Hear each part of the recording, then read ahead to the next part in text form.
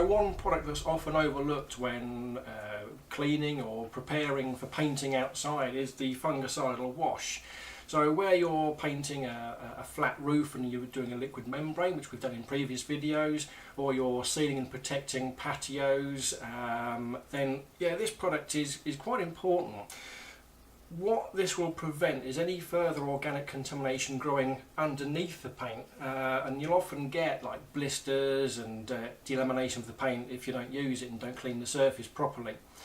This small bottle here doesn't look like much, but what you do, you dilute this with 20 parts water to 1 part concentrate. So it gives you about 5 litres of product ready to use, and that's going to treat and sterilise about 30 square metres. That's often used internally where you've got a wall which has got a bit of mould on the wall there. Older houses with poor ventilation often suffer from this, and we've got a paint that will go over that to prevent further mould growth. What you do, you can just put it on by brush or roller in a controlled manner.